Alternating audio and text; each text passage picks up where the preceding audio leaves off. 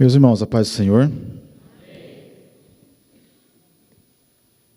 Vocês estão bem? Amém? Nós vamos começar aqui. O irmão Jeter já me apresentou. Eu coopero aqui na sede, junto com os irmãos aqui. Costumo cooperar na escola dominical, tento ajudar. Falar que vai dar aula para pessoas inteligentes, pessoas que são muito esforçadas, é difícil, Então eu vim aqui cooperar com os irmãos também, e ver essa multidão aqui é muito bom, Eu estava pensando ali como é bom, ser crente e participar de uma igreja como essa. Eu comentei uma vez, acho que com o Jeter ou com o Géser, que se eu, na minha época de jovem, adolescente, eu tivesse tido tudo isso daqui, eu seria um crente melhor hoje. Vocês são muito privilegiados por fazerem parte desta igreja. E o assunto é igreja, O assunto é igreja. Vamos ver aqui nesses dias esse intensivão, sobre igreja. O assunto é muito mais do que é exposto aqui, Tem muita coisa. Aqui é uma introdução, e aí quem gostar do assunto pode aprofundar muito mais, que existem muitos livros sobre isso. Nosso assunto de hoje, ele é a natureza da igreja e suas imagens. A natureza da igreja e suas imagens. E quando a gente fala de natureza, é importante definir já a palavra natureza, para nós já entendermos um pouquinho mais do assunto, que vai clarear muito a nossa mente. Então, natureza significa uma combinação natural, específica de alguma coisa. Por exemplo, eu vou andar no mato aí, vejo uma árvore verdinha, com suas folhas verdes e um fruto pendurado, laranjinha. Eu vou lá, cato aquele fruto laranjinha, olho para ele e falo, ele é redondo, ele é laranja, tem uma pele enrugada, se eu cortar ela, tem um aroma cítrico já, E se eu chupar aquela fruta, ela tem um gostinho doce. O que eu falo? É uma laranja. Porque a natureza da laranja é assim. Se eu ver um fruto com um pezinho, com folhas verdes, e um frutinho roxo, falar, aquilo não é laranja. Se for, é uma laranja muito estranha, mutante. Mas a natureza das coisas nos mostra que elas são de verdade. Se eu estou no meio de uma tandana, eu vejo uma árvore com umas folhas caídas e um fruto que dá um cacho, umas frutas compridinhas, verde, amarelinha. Eu olho para ela e falo, é uma banana. Porque a natureza dela é essa. Não vou achar uma banana redonda no chão. É uma melancia. Então, a natureza. A natureza uma combinação específica das coisas é o que eu vou encontrar, o que ela é de verdade. Agora, a igreja. Qual a natureza da igreja? É isso que nós veremos hoje. Você, após hoje aqui, você vai olhar para uma igreja e vai assim, essa igreja aí é uma igreja cristã. Essa igreja é uma igreja esquisita. Por quê? Ela não tem o conteúdo da natureza da igreja. Então, nós vamos conseguir avaliar a nossa igreja. A nossa igreja é uma igreja cristã, bíblica, cristocêntrica, pentecostal. Porque é a natureza dela. Então, vamos ver isso no decorrer aqui, alguns pontos, não todos, alguns pontos que vamos identificar o que é uma igreja de verdade. E vamos entender o sentido bíblico dessa natureza e as suas imagens. A Bíblia nos dá algumas imagens que ela fala, já foi dito aqui, o pastor falou ontem também, do corpo, o tema desse ano, do corpo. Então, o corpo de Cristo é uma imagem que vai mostrar o que é uma igreja. A igreja é o corpo de Cristo, é uma imagem. Vamos ver alguns também. O nosso tema, do ano aí, 1 Coríntios 12, porque assim como o corpo é olha aqui a imagem, E tem muitos membros, e todos os membros, sendo muitos, são um só corpo, assim é Cristo também. Eu trouxe aqui o tema porque ele faz muito sentido com esse assunto desse momento. Então a pergunta aqui é, o que define uma igreja genuinamente cristã? O que é uma igreja genuinamente cristã? Como eu falei, existem igrejas por aí que têm o nome cristã. Igreja cristã fulana, igreja evangélica fulana. Mas quando você vai olhar a natureza dela, vai olhar para ela, você fala, está faltando alguma coisa ali. Essa aqui é cristã, mas não fala de Jesus. Você fala, está esquisito. Essa é cristã, mas não se prega a Bíblia. Tá estranho também. Não fecha, né? Então nós vamos ver esses pontos hoje. Então a natureza é o que define, é o que realmente é. É o que realmente é. Né? A gente vê hoje, por aí, na biologia, fazem lá uma melancia quadrada. Né? Dizem que é melancia, fizeram ela quadrada. Aí, mas o que é? É uma mutação. Transformaram ela ficou diferente. A sua natureza foi modificada. Ao invés de ser redonda, ela ficou quadradinha. Né? Então a natureza foi modificada. E aí eu espero que vocês já estejam acompanhando, amém? Natureza? Porque é importantíssimo, é o nosso tema de hoje. Então vamos ver aqui algumas características da igreja genuinamente cristã. São 5 pontos que eu trouxe aqui. O nosso tempo ele é bastante resumido, então vamos passar rapidamente. Temos 5 pontos. A igreja que ela é cristã, genuína, tem uma dimensão local e universal. O pastor Sisak falou disso daqui ontem. Quem veio ontem? Esteve aqui? A maioria, ótimo. Quem não veio e assistiu? Eu não pude vir, mas eu assisti. Estava em casa estudando e assistindo. Então, dimensão local e universal. É fundamentado na palavra de Deus. É habitada pelo Espírito Santo. É dirigida pelo Espírito Santo. E é una. Não tem divisão. São esses 5 pontos, vamos passar aqui nesses minutos que temos. Primeiro ponto, dimensão local e universal. Esse eu acho que já está mais tranquilo, né? O pastor falou um pouco ontem. Então, a igreja local, ela pode ser vista e sentida. Ela existe localmente. É a igreja que congregamos. É aqui, a Assembleia de Deus de Rio Claro, é a nossa igreja local, de pessoas. Né? O segundo ponto, na igreja local temos oportunidade de comunhão, adoração pública, crescimento e serviço cristão. É na igreja local que conseguimos ter isso. Né? Esse movimento de desigrejados não tem esse tipo de coisa. E aqui nós temos, e é bíblico a igreja local. É bíblico. E quando eu estava escrevendo isso daqui, eu me lembrei do tema do ano da igreja, daqui de Rio Claro. Quem lembra? Quem lembra? Um de cada vez, não precisa brigar, fazer movimento, pular. Um de cada vez pode falar. Adorar, crescer e servir. É a igreja local. Adorar, crescer e servir. É o que nós estamos fazendo aqui. Né? Crescendo para servir. Né? Congregamos no domingo, na quarta, na terça, enfim, segunda-feira, para cultuar a Deus, para crescer e para servi-lo. É a função da igreja local. E ela é a estrutura escolhida por Deus para nutrir a sua vida espiritual. Nós somos na igreja confrontados. A gente vem aqui, Deus fala conosco, Deus usa alguém para falar conosco, na leitura da palavra, no hino, Deus usa alguém para falar conosco, somos confrontados. Para quê? Para melhorar. Para melhorar. Então, é a estrutura escolhida por Deus para nutrir a vida espiritual e para realizar seus propósitos na terra. É aqui que a igreja se organiza para fazer missões. Mensagem do pastor Isaac de ontem, igreja de Antioquia, né, igreja missionária. Então, aqui a igreja se organiza para fazer missões. E é bíblico a igreja local? É bíblico. Paulo fala das igrejas em Éfeso, em Roma, em Corinto, Tessalônica. As cartas de Paulo são as igrejas, né? Igrejas locais, que Paulo envia as suas cartas. Em Romanos 16:5, ele fala assim: saúdem igualmente a igreja que se reúne na casa deles. Naquele tempo, no primeiro século, não tinha igrejas como nós temos agora. Era reunião nas casas. Mas lá estava a igreja local, porque a igreja local não é somente um prédio, é o ajuntamento de pessoas. Né? A igreja de Rio Claro pode estar aqui, como pode estar, a igreja de Rio Claro pode estar numa praça evangelizando. A igreja local, ela se movimenta, mas aqui nós temos uma localidade. Né? Então, isso daqui é a nossa igreja local. E a igreja local tem um líder, tem um pastor.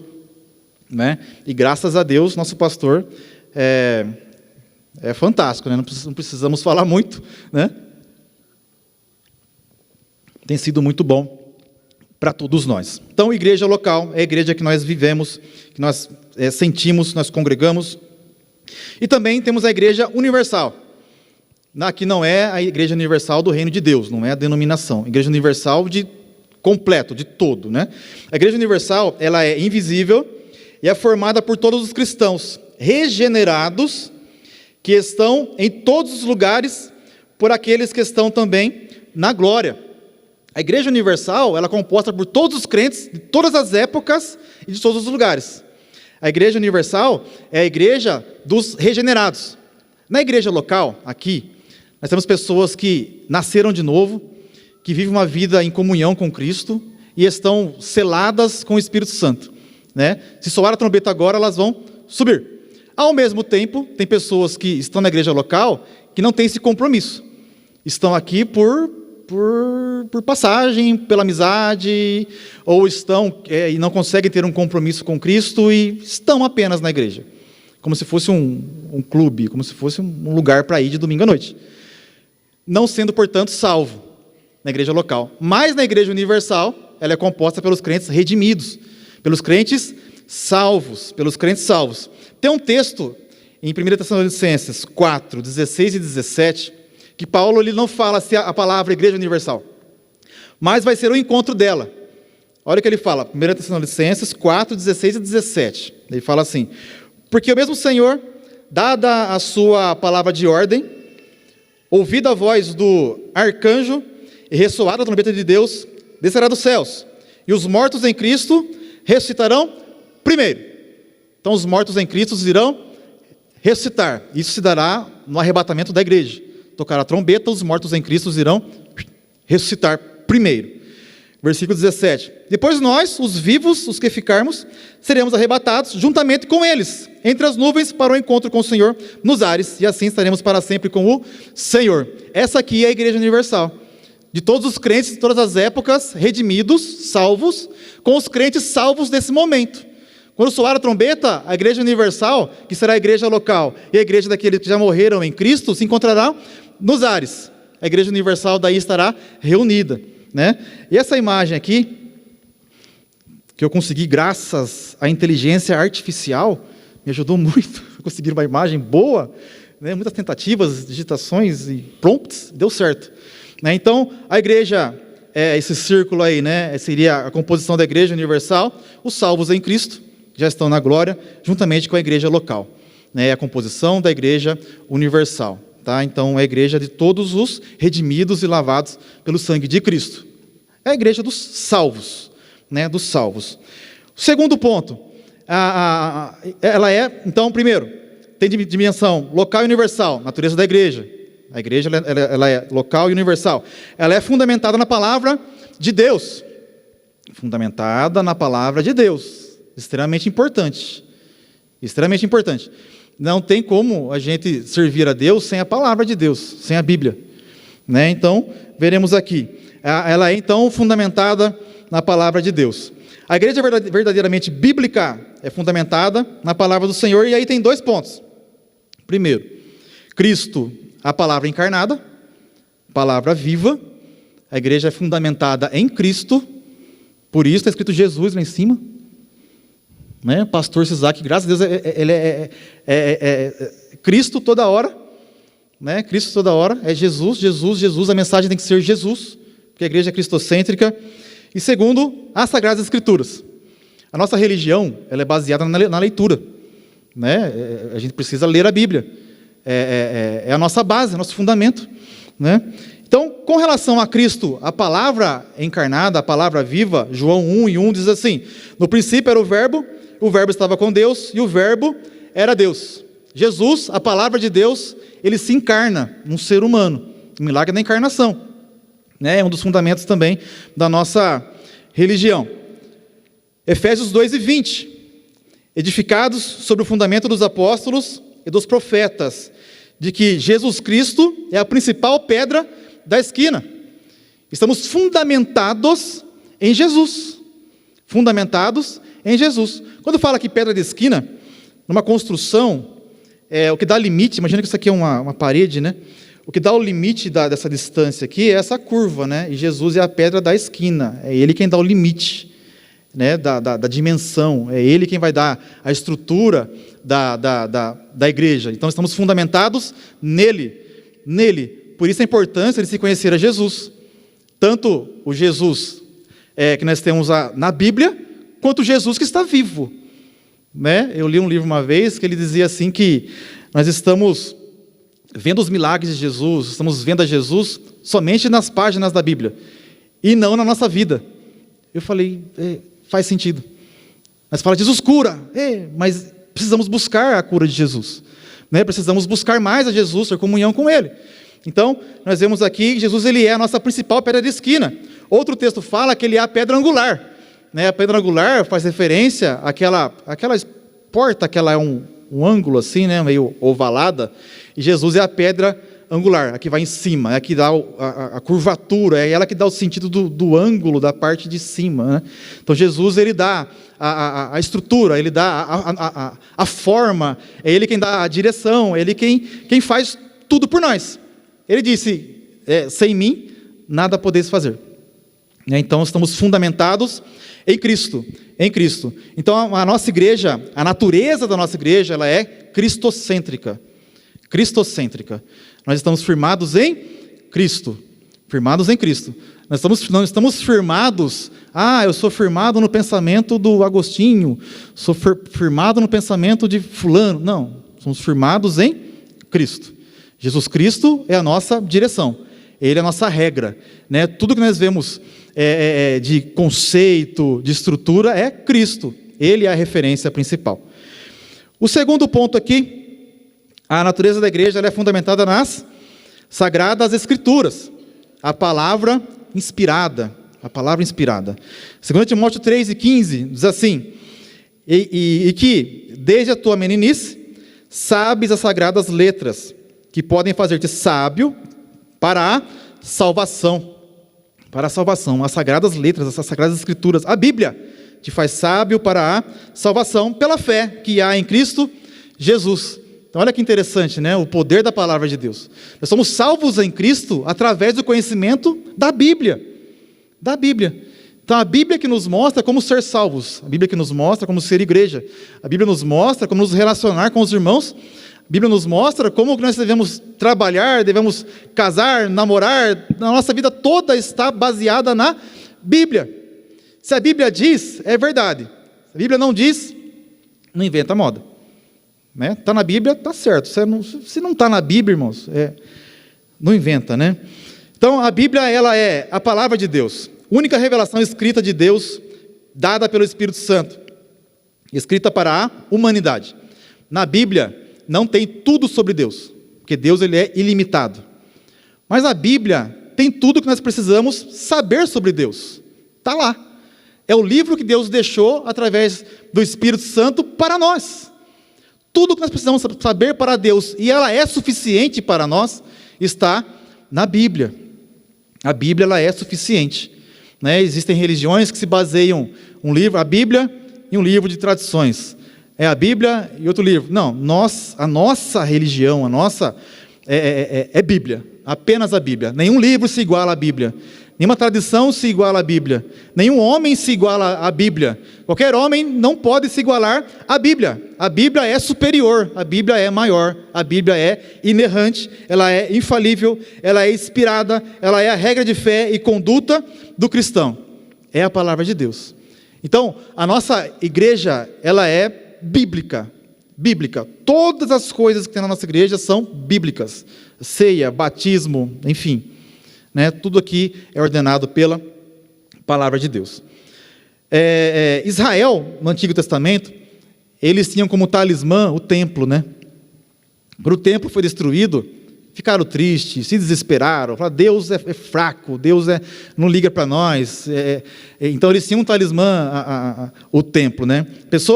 Alguns se fundamentam nas doutrinas, eu sou arminianista, eu sou calvinista, mas o pastor Isaac fala isso sempre, eu sou cristão, eu sigo os ensinos de Jesus. É Jesus, né? Então nós estamos firmados em Cristo. Um outro texto, João 5,39. Examinai as Escrituras, porque vós cuidais ter nelas a vida eterna, e são elas que testificam de mim. As Escrituras que falam de Jesus.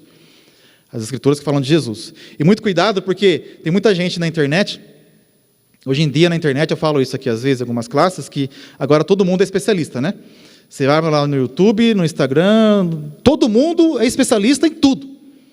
Mas cuidado com isso, cuidado. Nós temos aqui uma igreja local, um pastor que ama a igreja, os membros, vocês têm líderes que são também muito bons, né? Então, cuidem dos seus líderes, escutem eles. Cuidado com essas coisas da internet, né? Cuidado. Tipo assim, você fez errado a vida inteira. Aí você vai abrir lá, você vê um negócio, nada a ver, né? Cuidado, não perca seu tempo com isso. Então, vimos que temos uma dimensão local, uma dimensão universal, é fundamentada na palavra de Deus, né? E terceiro ponto, é habitada pelo Espírito. A igreja deve ser habitada pelo Espírito. O irmão Gustavo comentou aqui, né, que a igreja nasceu ali no dia de Pentecostes. Os irmãos estavam reunidos, orando, foram batizados com o Espírito Santo, e ali a igreja ela nasce, né, ela surge, cheia do Espírito Santo. E a partir dali, quando vocês leem Atos dos Apóstolos, vocês vão ver milagres acontecendo, e a igreja sendo organizada e crescendo diariamente. Muitas coisas vão acontecendo ali, em Atos. E vemos que ela deve ser habitada pelo Espírito Santo. Uma igreja que não é habitada pelo Espírito Santo, também é igual encontrar uma laranja quadrada. Está estranho. Está estranho, né? Então, ela é habitada pelo Espírito. A igreja é habitada pelo Espírito Santo, dirigida e capacitada por Ele. O Espírito Santo é a força que impulsiona a igreja. O Espírito Santo na igreja é Ele quem move, Ele que movimenta. Se você for ler a história da Assembleia de Deus, né, Daniel Berger, Gunnar Wingren, vindo para o Brasil, dirigidos pelo Espírito Santo, e aí as obras que eles fizeram aqui, irmãos, é milagre, é Deus quem vai impulsionando e fazendo as coisas acontecerem, é a obra do Espírito Santo, né? Então o Espírito Santo, ele está em toda a ação da nossa vida, em toda a ação da nossa vida. Para começar, é Ele quem convence o pecador. João 16, versículos 7 e 8, diz assim, Jesus falando, né, quando vier o Consolador, né, Ele convencerá o mundo do pecado, da justiça e do juízo. É o Espírito Santo quem convence. Você não aceitou Jesus porque você falou assim, nossa, que legal. Não, foi porque Ele mexeu no seu íntimo e te convenceu. Falou, você precisa se arrepender. Foi Ele. Segundo, é Ele quem te regenera. Esse milagre da regeneração é o tal do nascer de novo. E é uma obra dele também. Então percebe como é que sem o Espírito Santo não tem igreja? Sem o Espírito Santo ninguém se arrepende. Sem o Espírito Santo ninguém é regenerado. Sem o Espírito Santo ninguém é justificado. Sem o Espírito Santo ninguém é santificado. Ele está em todo o processo na vida do cristão. Então o Espírito Santo ele está em todo esse movimento. Uma igreja que não tem o Espírito Santo não é uma igreja bíblica.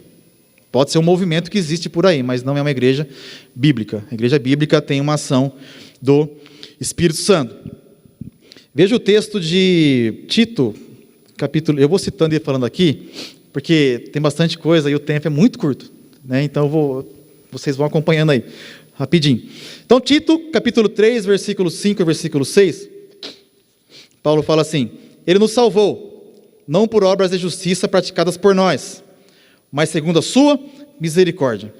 Ele nos salvou mediante o lavar regenerador e renovador do Espírito Santo. Então essa regeneração em nós, esse milagre do nascer de novo, é através do Espírito Santo. É através do Espírito Santo. E depois Ele nos justifica. Somos justificados através da obra do Espírito Santo. E a justificação ela é interessante porque Deus olha para nós, pecadores, mas através de Cristo, Ele nos vê justos, né? E é uma obra do Espírito Santo que faz em nós. A justificação é interessante, que é como se nós estivéssemos renovados e como se nunca tivéssemos pecado antes, né? Se eu cometo um crime aí no mundo, né? A polícia pega lá e fala, réu primário. Se eu faço de novo, fala, agora você já está a segunda vez, né? De novo, então vai contando, né? E faz aquela capivara enorme, né? Dos crimes da pessoa. Com o perdão de Jesus, pela obra da justificação, os pecados são apagados, é como se nunca tivéssemos pecado antes. Então olha que obra maravilhosa. A gente se culpa às vezes por carregar pecados, fala, mas eu pequei lá atrás, pedi perdão, pequei.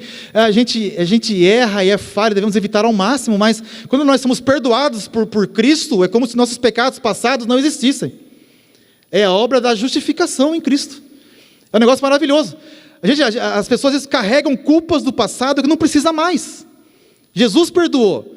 O que você tem agora é um perdão de que os seus pecados passados foram esquecidos. Está na sua cabeça, né? Mas Jesus os perdoou todos. É um negócio maravilhoso, né? Então, é Ele quem justifica, é Ele quem santifica. Temos a santificação posicional, aceitamos a Cristo. De imediato, nascemos de novo, espiritualmente, né? Nascemos de novo, somos regenerados, somos justificados e somos santificados. Nos tornamos santos diante de Deus, né? Então, é uma santificação posicional.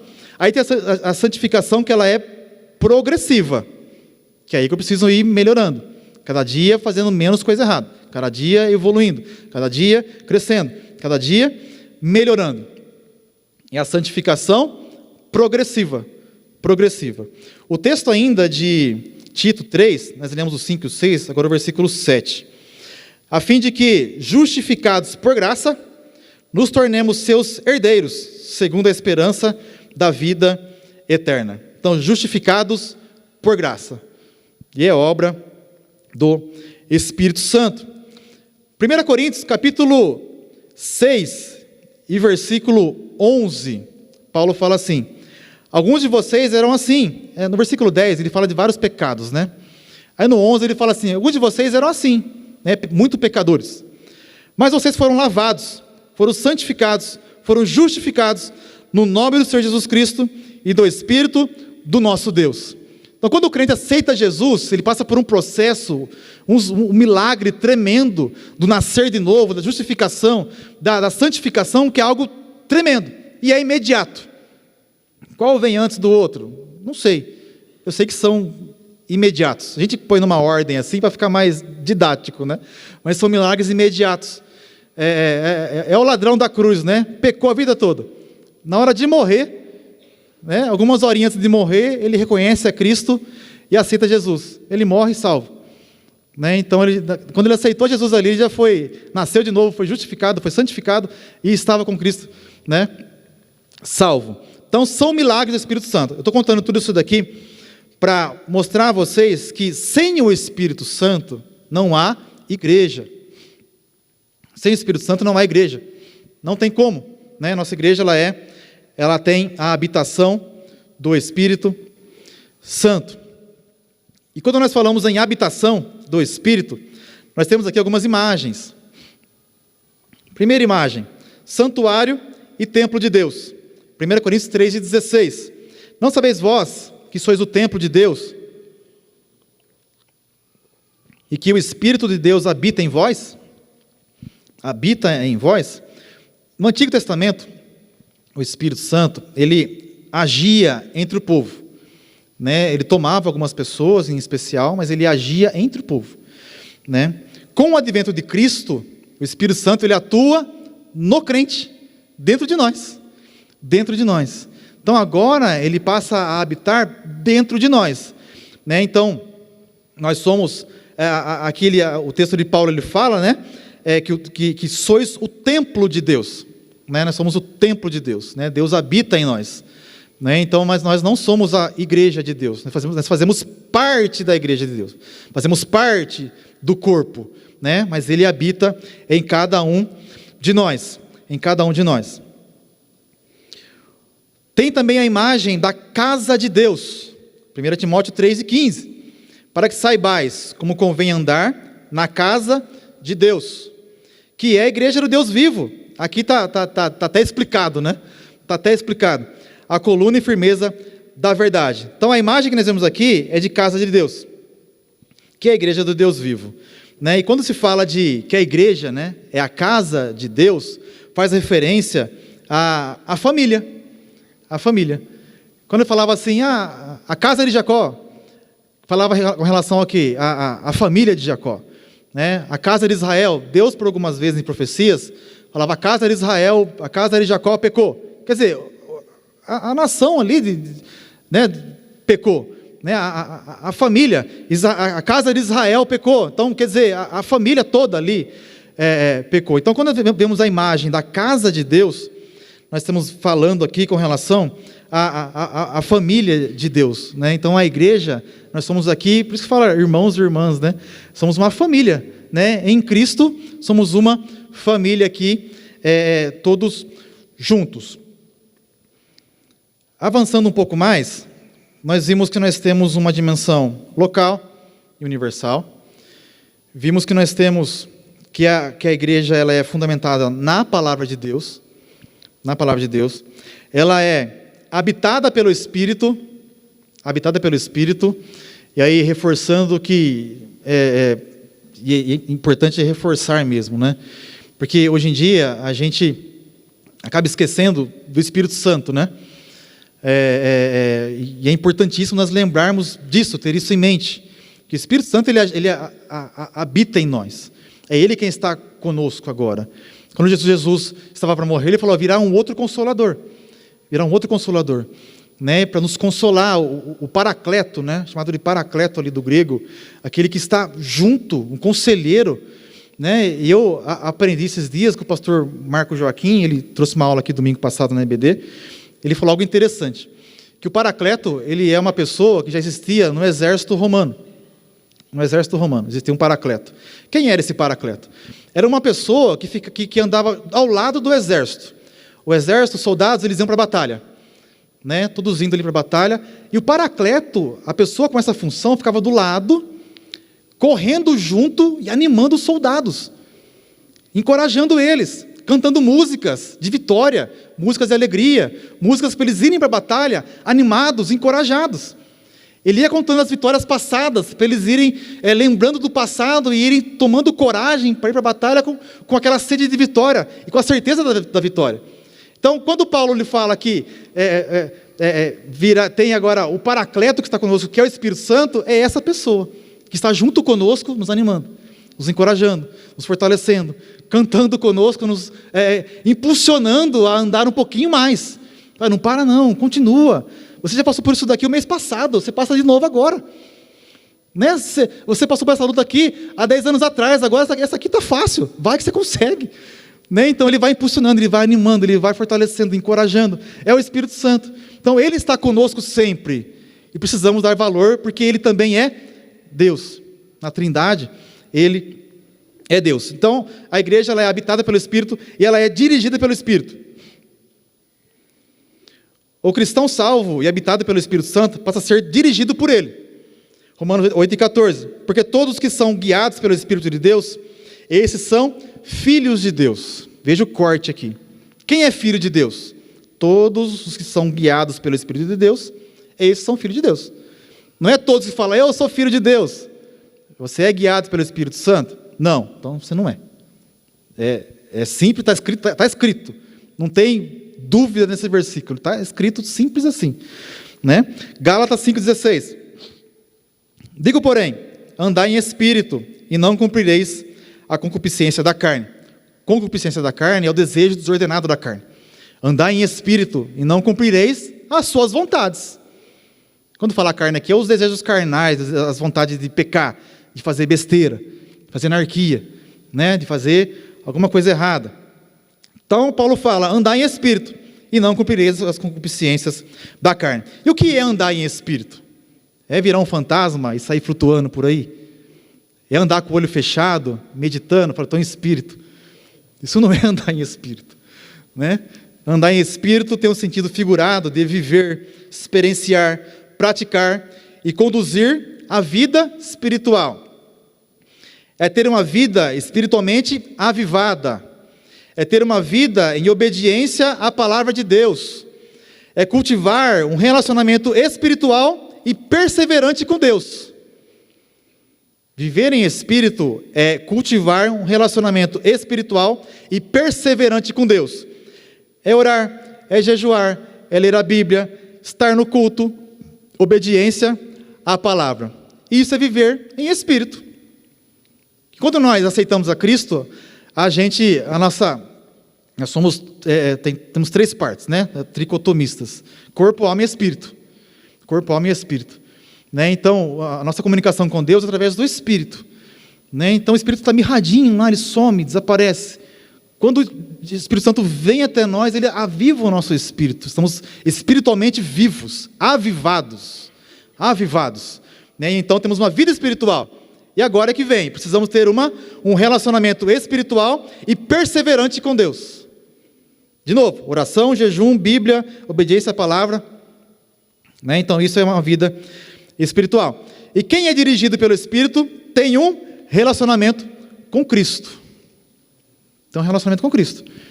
Né? Então, é uma relação de manhã, acordar, vai conversar com Jesus. Vai dormir, conversa com Jesus. De dia, vai conversando com Jesus. É um relacionamento com Ele. Né? Um relacionamento com Cristo.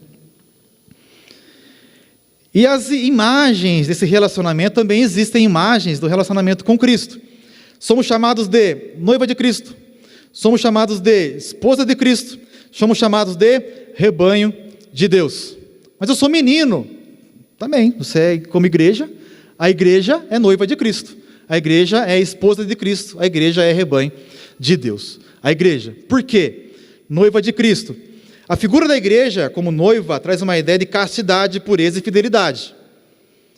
2 Coríntios 11:2, Paulo fala: tenho zelo por vós, por vocês, com o zelo que vem de Deus, pois eu preparei vocês para apresentá-los como uma virgem pura a um esposo que é Cristo.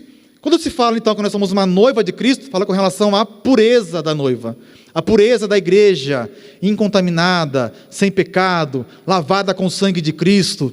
Né? Então essa é a imagem da noiva de Cristo. Com relação à esposa de Cristo, é muito parecido, noiva e esposa, né? Mas aqui tem um ponto que diferencia. Essa figura retrata um relacionamento fundamentado, sobretudo, na realidade do amor, que se entrega e se sacrifica. Paulo explica em Efésios 5:25. Maridos, que cada um de vocês ame a sua esposa. Então veja aqui como ele fala, né? Marido, ame a sua esposa. Como também Cristo amou a igreja e se entregou por ela. Quando se fala na relação de Cristo, da igreja, sendo esposa, é com relação ao amor de Cristo por nós, que morreu por nós. Né? É esse o sentido quando se fala de esposa, do amor de Cristo pela esposa, tão grande que ele se entregou por essa esposa, né? Que somos nós, a igreja. E a terceira imagem que nós vemos aqui é de rebanho de Deus.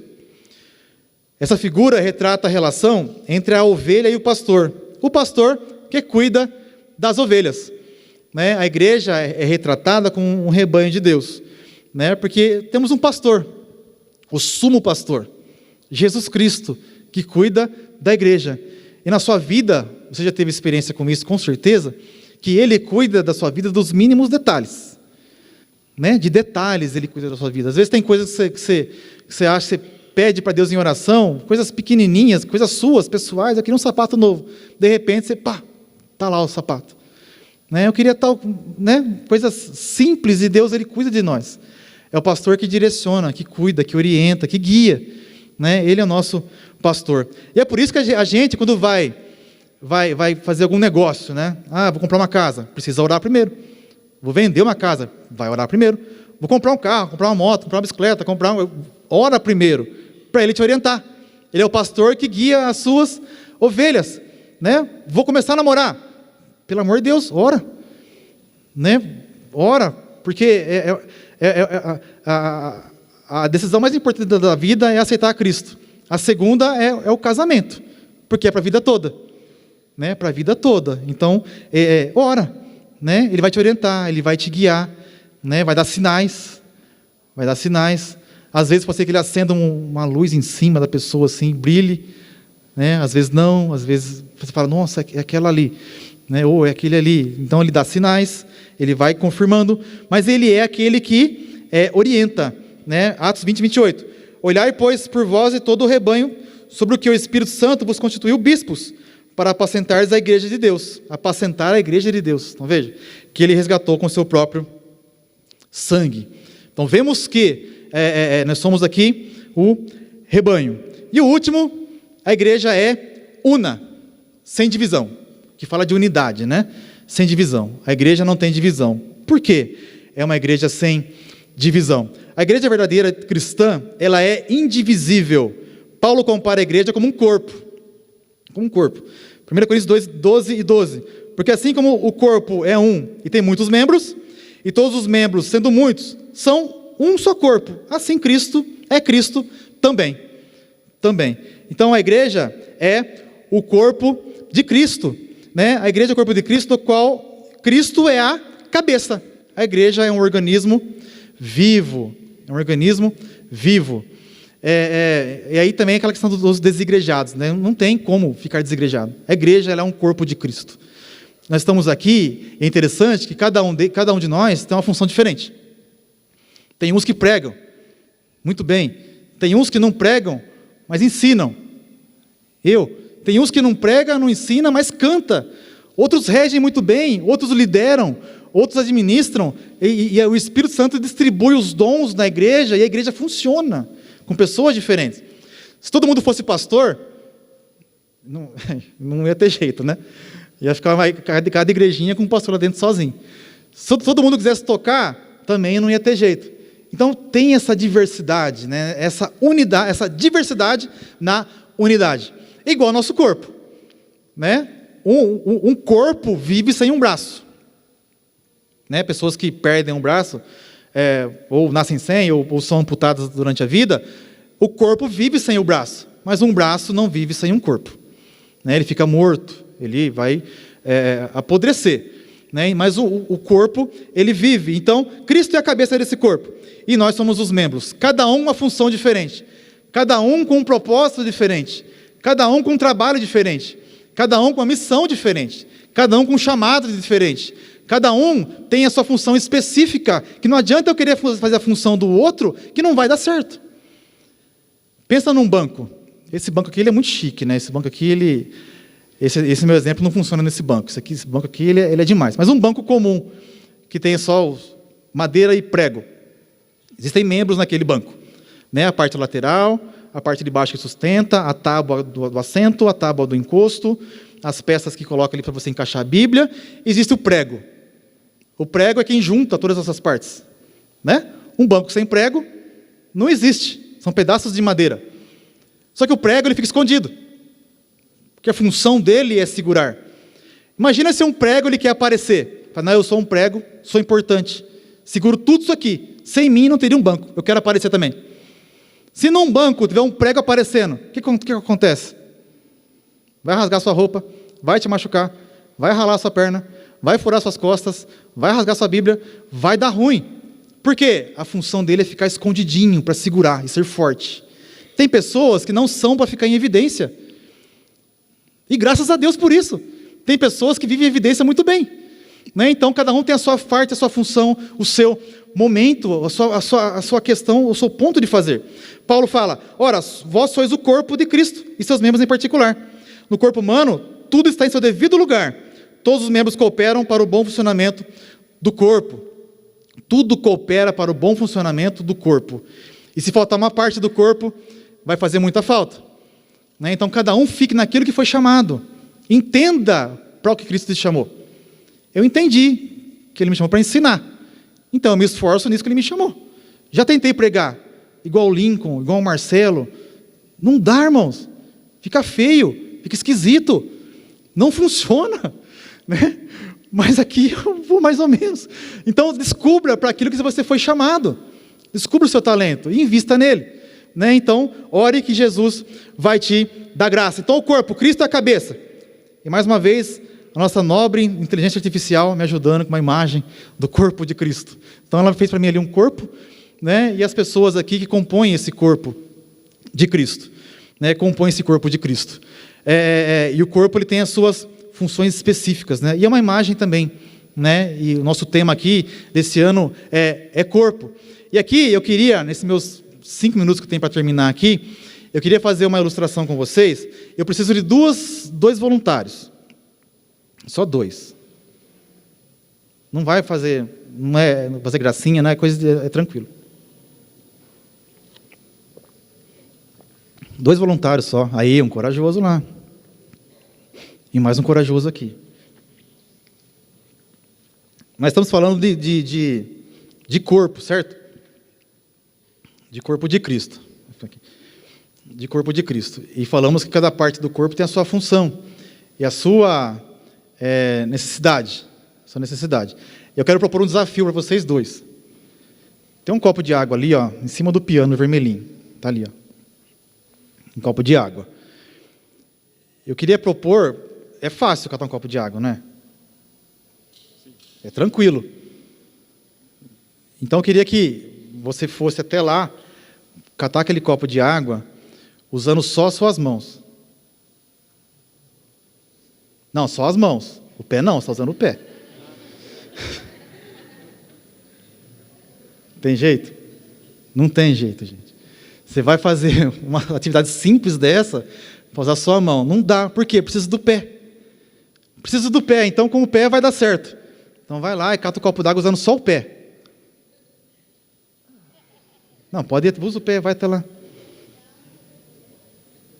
Ele consegue chegar até lá com o seu pé. Ele consegue catar o copo d'água? Não, só usar só o pé, a mão não. Só se você for ninja para conseguir. Graças a Deus, obrigado por não tentar. Então, é isso, gente. São coisas simples que existem, que o desafio para catar um copo d'água ali, é fácil. Só que eu preciso do pé, preciso da perna, preciso do joelho, preciso da coxa, do quadril, preciso do tronco, preciso dos braços, preciso dos dedos, preciso do meu organismo funcionando. Se tiver com tudo certinho, mas tiver um nervo aqui que estiver dando trabalho, você já não vai conseguir pegar também. Então, é todo um organismo, toda uma estrutura para conseguir catar um bendito de um copo de água. Entende? Como que o corpo ele é simples e complexo, como que a diversidade atua na unidade, e se a igreja for unida em um propósito só, com todos os membros, para um propósito, ninguém segura. Ninguém segura. Era isso. Obrigado, viu? Obrigado. Vamos aplaudir nossos atores aqui que aceitaram o desafio.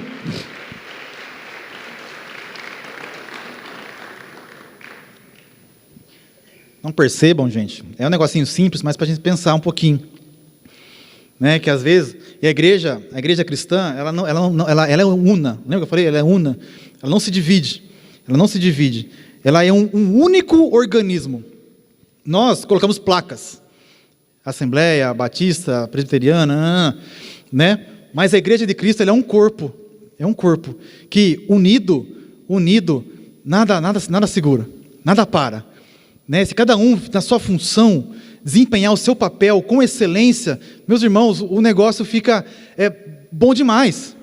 Se você entender que você é um pé, e você como pé precisa levar a pessoa até aquele copo, você como braço, como mão, precisa catar aquele copo, você como boca precisa beber aquela água para nutrir todo aquele corpo, tudo muda, as coisas acontecem, as coisas funcionam. Agora imagina se um pé quiser ir para a direita e um pé quiser ir para a esquerda. Imagina se uma mão fica rebelde. Imagina, o pastor Isaac ele fala assim, se você vê uma mão grudada na cabeça, você vê um negócio desse, você corre. Ele fala, eu bato com o pau, eu saio correndo, meu. Achar pau, bater o quê? Eu saio correndo. Então, é o corpo. E aí, o Cristo é a cabeça. E é da cabeça que está o cérebro, que vem a orientação. Que vem a direção, que vem as ordenanças, é da cabeça, é de Cristo, é dele. Por isso que a igreja ela é cristocêntrica, mais uma vez. Vem dele a orientação. E todos esses membros estão ligados por um corpo, por todo esse corpo corre um sangue. E o corpo de Cristo corre o sangue de Cristo, porque o corpo ele é composto por aqueles que são lavados pelo sangue de Jesus. Somos unidos pelo elo do amor. Todos estamos unidos. E é por isso que precisamos, às vezes, suportar uns aos outros. Suportar uns aos outros. Suportar no sentido de carregar uns aos outros. Alguém está fraco. Quebrei essa perna, então eu vou arrastar ela. Porque tem que trazer junto, eu vou cortar. Não posso. Machuquei o braço. Não posso tirar o braço e deixar lá em casa. Fala, braço, fica aqui. Vou trabalhar na volta. Não é Lego. Então preciso trazer junto. Então o corpo todo tem que se ajudar. Então suportar no sentido de ajudar, carregar, transportar, levar junto, arrastar, movimentar. E no sentido de suportar. Nossa, você está chato hoje, braço. Mas né? Vamos junto assim mesmo. Você está uma encrenca hoje, mas tem que caminhar junto, né? Então, o corpo de Cristo, e aí o texto aqui para encerrar, né? Porque assim como o corpo é um e tem muitos membros, e todos os membros, sendo muitos, são um só corpo. É a diversidade na unidade. Assim é Cristo também. Somos o corpo de Cristo. E unidos, todos vocês aqui, jovens aqui, unidos, meus irmãos. Olha, tem força aí, hein? Tem muita força. Tem muita força. Né? Precisamos imbuir num propósito único, né? Num propósito único de levar a Cristo, de fazer a obra dele, né? De cumprir o propósito aqui, né? Da igreja, né? Adorar, crescer e servir, né? Fazer a obra do Senhor unidos num único corpo, porque o corpo de Cristo ele não se divide, né? Quem sair do corpo de Cristo, esse está lascado, né? Esse aí está perdido. Então vamos ficar no corpo de Cristo, né? Nós cremos que nós somos a geração do arrebatamento, né? Qualquer momento vai soar a trombeta aí. Quem é que vai subir? Nós lemos aqui, aquele que faz parte do corpo de Cristo, né? Aquele que estiver fora do corpo de Cristo, esse aí não vai. Mas aquele que está no corpo de Cristo, esse vai. E precisamos estar cheios do Espírito Santo, na direção do Espírito Santo, caminhando em comunhão com Ele, sendo direcionados, guiados por Ele, para que Ele nos direcione, nos guie e nos dê força, nos dê graça. Não é fácil, né? Não é fácil. Tem dia que é só misericórdia, que é só a graça de Deus, mas Ele nos ajuda. Lembra do Paracleto? Ele vai do ladinho, correndo e fala, vai mais um pouquinho só, mais um passo só, vai que você consegue. Ora mais 5 minutos, você consegue. Não, jejua hoje, vai que vai dar certo. Você consegue, né? Vem as lutas, as provas, você vai conseguir, vai dar certo. Amém? Deus abençoe, em nome de Jesus.